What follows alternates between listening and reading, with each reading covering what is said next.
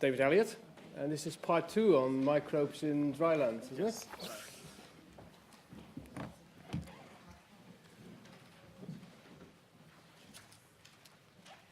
I'm fortunate that my colleague Jo Bullard began the introduction of this topic. She's the PI in this project, and she wanted to include the microbial ecology element to supplement and help understand the various measurements they were making. And so that's what I'm going to present to you now, but with a focus more on the ecology of the organisms that live in this place. So Jo showed you this diagram with the dune, the nebka, and the clay pan, indicating the different zones of the work. And in fact, what I want to highlight is that these are different environments. Therefore, they have different selection pressures for the organisms which live there. And so we enter in the realm of ecology because we can think about those selection pressures and how the microbes will survive in the environment and how this might affect sediment formations. Okay. So some of the survival strategies we may consider are things like the size of the cell, how much EPS the cell produces, whether the cell is motile, or whether the cell can fix carbon through photosynthesis, this sort of thing. So there's all these different selection pressures going on, and the objective of the cell is to survive, as we heard earlier on. It's not to produce a fossil or something like that. They're trying to survive, and part of this survival strategy may be sticking together, in which case it contributes to soil stability, or it may be their strategy is not to stick together, in which case maybe it contributes to dust formation. So if we consider these two parts of the site, the sand dune and the clay pan, here we can see active erosion going on, and this is because of physical processes, partly, at least. So we consider how the biocrust can survive these physical threats, such as the wind and the rain. Well, one way is to stick together and to be strong to resist that erosion in the first place. But microbes will never be able to resist all the physical threats, so they need an alternative, which may be dispersal. Okay? So when they become buried, they can recolonize the top, or they can grow through. Okay? So I'm going to consider these aspects based on actually DNA community analysis of the microbes. And I want to focus on broadly the hypothesis that they dispersing by wind a lot of the time. This is allowing them to recolonize after a disturbance. So wind will transfer microbes between the sand dune and the clay pan in both directions. But also because of the nearby river, there's a flooding event happens occasionally, and that will potentially inoculate the clay pan. So how we did this is sampling the biocrust in these many different places. The transects shown are about 1 kilometre long. We took 5 transects, incorporating the dune flank, which is just a bit lower, the nebka within the pan, and the pan itself. The inset here is just a close-up of the little square. And you can see that the points are not quite on top of each other. The novel aspect of this work, one of the main novel aspects, is that we ran a wind tunnel at the dune flank sites, and we collected the mobilized dust, and we also did the microbial community analysis on that dust, which would enable us then to compare which microbes are in the dust and which microbes are in the soil to figure out which ones are tending to stick and which ones are tending to become mobilized by wind. And this is how the sampling was done. It was done under aseptic technique, not to contaminate it. By cutting a 10 centimetre square, these biocrusts were very strong in the main. They would be easy to lift, as you can see in one of the pictures there. And they're typically about 5 millimetres thick. Jo also showed you this picture, which shows how strong and cemented together the biocrust is. Surely there's EPS involved, as Jo said, but also physical things like we've heard today. The microbes may have enhanced the physical binding of the particles as well. So it's not going to all be a biological process, but microbes could be involved in the physical process of cementing these samples together. And this is a close-up, again, highlighting those dangly parts which we feel are certainly more biological and physical in nature. So microbial adhesion in soil may be caused by many different processes. Direct cell-mineral interaction can happen, but perhaps more often than not, this is done via an absorbed molecule onto the surface of the mineral, and or the use of EPS, facilitating that adhesion further. And of course, the cells may grow in strands and they remain attached to each other. And to complete the picture, we sampled also the river channels. These rivers were mostly dried up at the time, so what was sampled was remnant, discrete, separated river channels. And I collected the sediment at the water's edge. And a microbial analysis was done on all of these samples. And very briefly, the method is to extract the DNA, which was done on site. The 16S ribosomal RNA gene was sequenced, which is a marker gene, using a high throughput technique. After quality control, this yielded nearly 8 million DNA sequences. They were then classified, compared to each other, and we recognize many thousands of discrete species in these various sites. And then we can put all the data back together to say which species occur in which sample and in what proportion.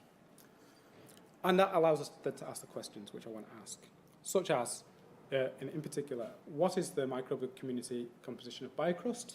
There are still relatively few studies of microbial community in drylands, so this is interesting in its own right. Do different types of biocrust have different microbes in them? Certainly we would expect that. But especially of relevance to sticking together and the formation of sediments, the questions are, does wind erosion selectively mobilize certain organisms? And are biocrust microbes also found in river channels?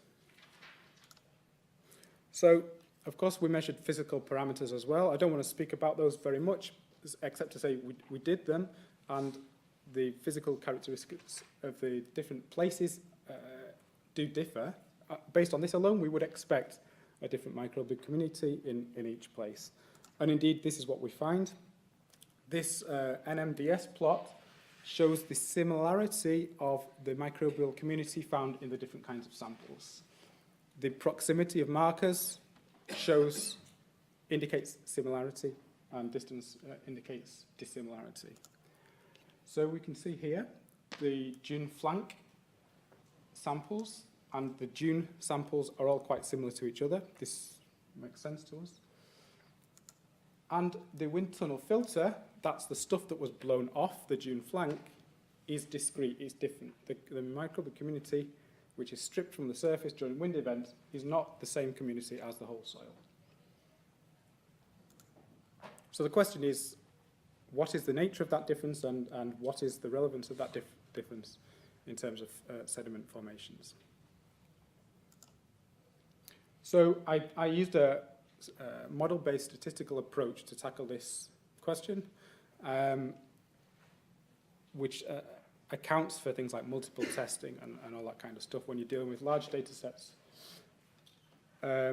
We found many hundreds of microbes in both classifications, as in hundreds which would tend to stick in the soil and hundreds which would tend to be mobilized by the wind.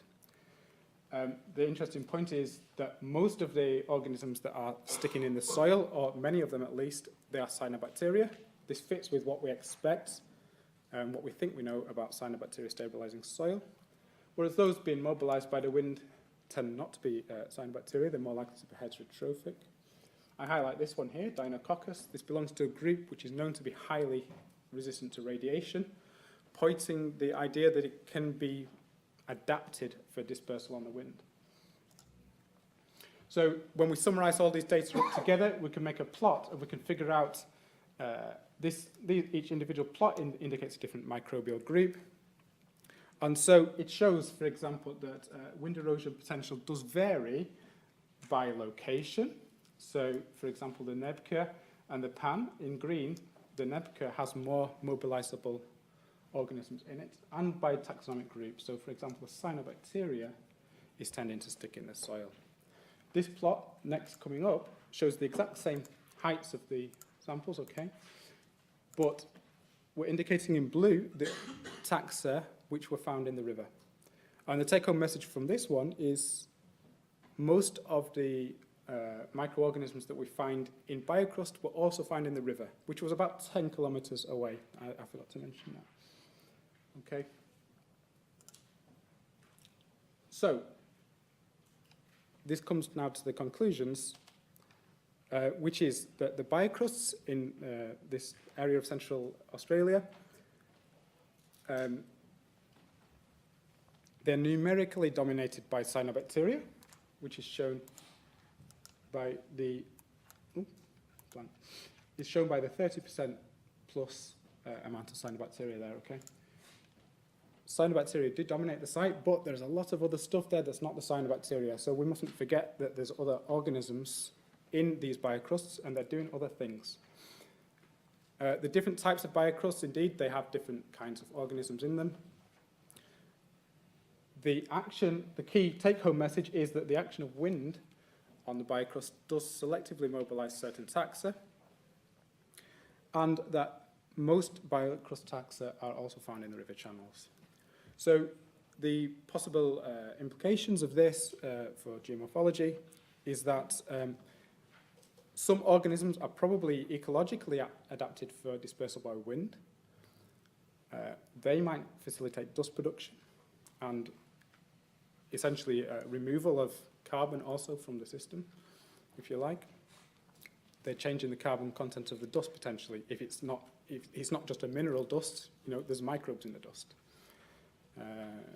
And on the other hand, we have microbes that resist wind erosion. They're probably ecologically adapted for sticking the soil together. Maybe their dispersal mechanism is more to do with vegetative growth or involving animals. They're the ones probably that contribute to soil stability, and we're finding them in the fossil record. They probably reduce dust production. They help in retain nutrients in the soil, and they facilitate soil development and eventually recruitment of plants. They may be slow to establish in new areas, and therefore we may consider they have some potential perhaps as geoengineering uses. You know, if the biocrust has been lost, they're not maybe dispersed on the wind, so we could use them as seeding organisms if we want to restore a biocrust. That's all.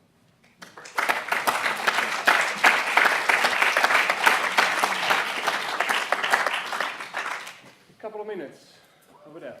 Very interesting. I just wondered, is there a database that you know whether a certain OTU or a certain species has produced EPS or not, different conditions? I'm not aware of any database, but there is a project called PyCrust, which you can use to integrate microbial community data with known functional information. This one may give it. The approach I tend to take is, and I've not done it yet for these, is to do a literature search on the most abundant organisms, and I will do that in due course. Any more questions here at the front? Small one. I may have missed something, but how do you determine the relative abundance for you? Yeah, well, it's because we have millions and millions of reads, so that there were many thousands per sample. So if a read occurs more often in one sample, then we see the organism is more abundant in that sample. Anybody else? There are some assumptions in that, but it's reasonable, it's accepted method. Okay, thank you very much. Thank you. Thanks.